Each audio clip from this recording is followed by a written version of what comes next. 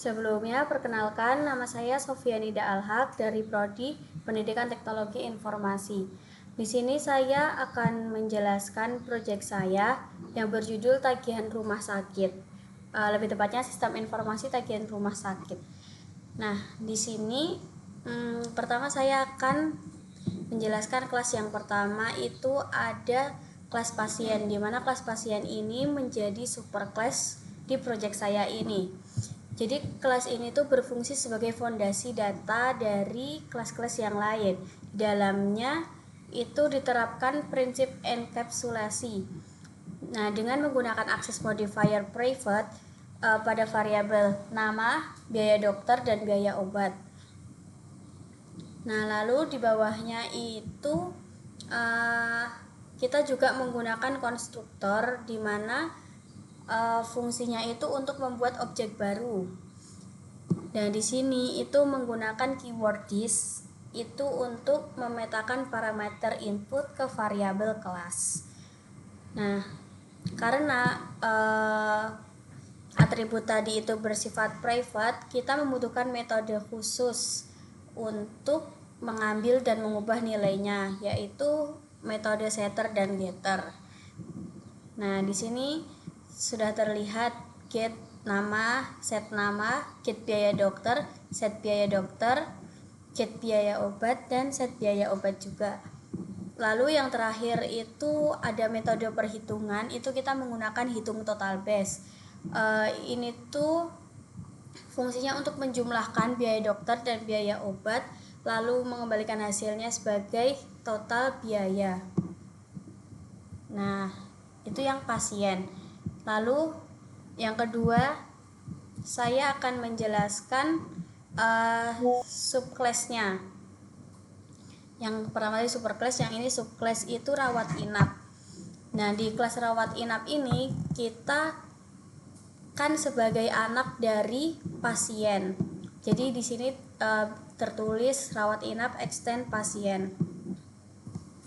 Nah, di kelas rawat inap ini itu menerapkan sistem inheritance. Yang ini itu namanya sistem inheritance yang extend pasien. Lalu di sini itu memiliki atribut khusus, yaitu biaya kamar, di mana biaya kamar ini itu tidak ada dalam kelas lainnya. Lalu di sini juga ada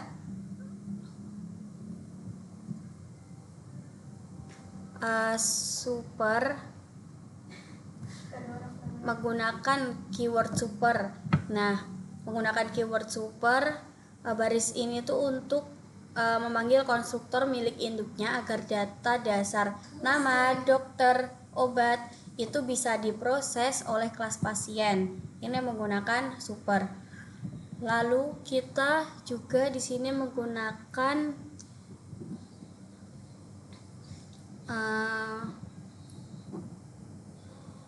this seperti yang tadi yang di kelas pasien.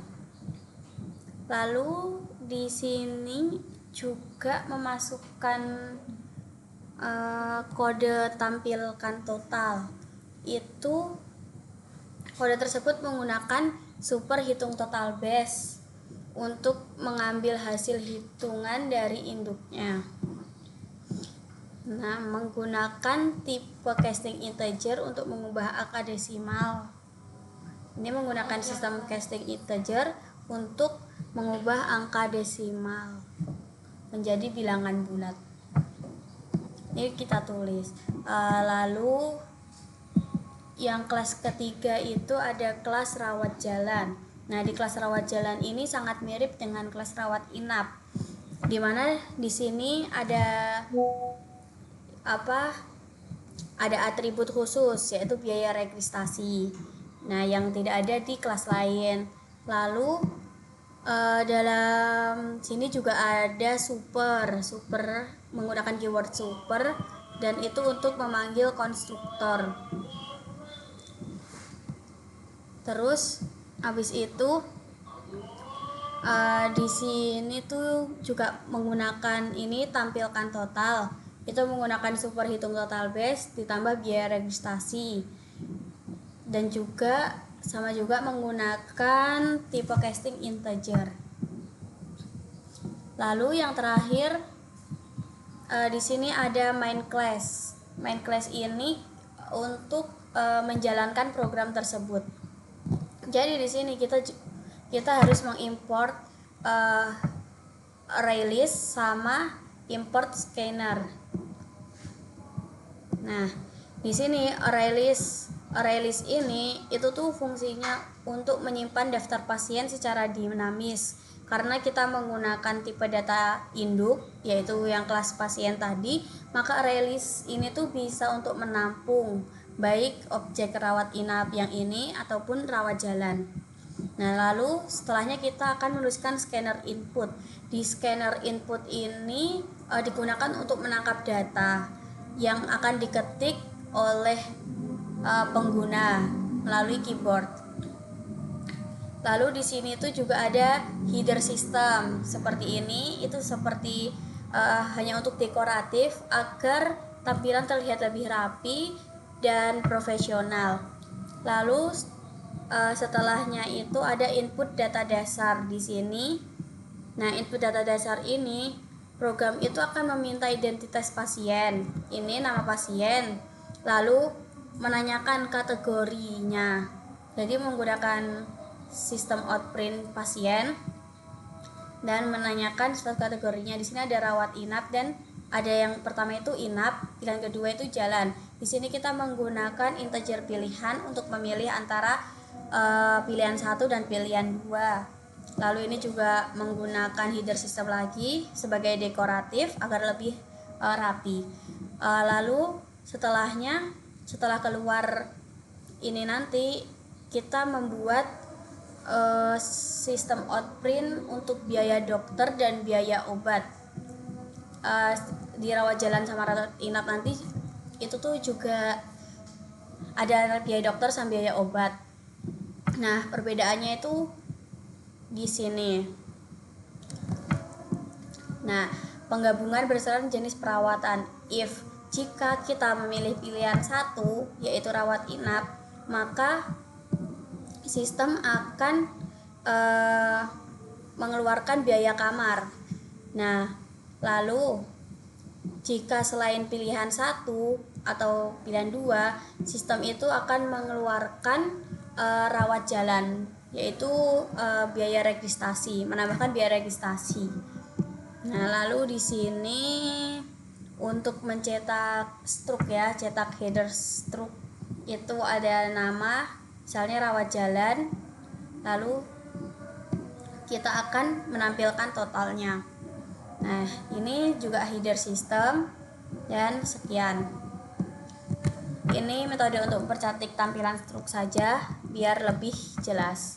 Oke, sekarang kita akan mencoba untuk ngeran ini ya, projectnya.